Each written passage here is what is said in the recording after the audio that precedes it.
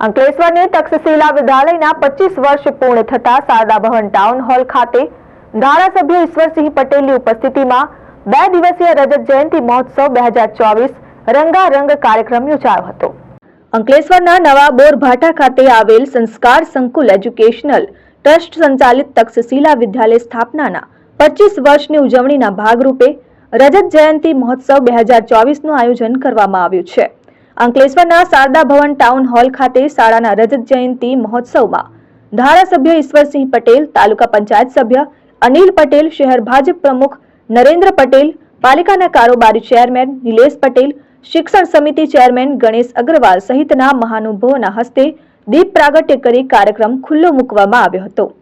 શાળા ટ્રસ્ટી મંડળના પ્રમુખ ગુમાનભાઈ પટેલ, ચેરમેન વિમલ પાઠક, ટ્રસ્ટી અનિલ પટેલ, જયદીપ ભટ્ટ, શાળાના માજી વહીવટદાર રસીલાબેન કુંભાણી, સેન્ટર હેડ જસવંતભાઈ પરમાર અને ગેલેક્સી ગ્રુપ ઓફ સાયન્સના ડાયરેક્ટર દીપેશ પડસાલા સહિત શાળા પરિવાર ઉપસ્થિત રહી શાળાના 25 વર્ષની સફળતા વાગોળી હતી।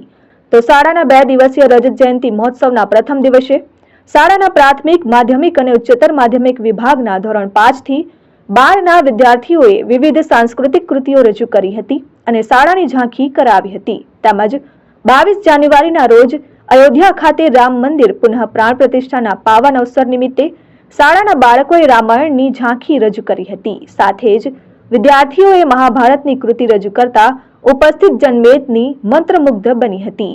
Dharmesh Patel, RN news, Ankleshwar.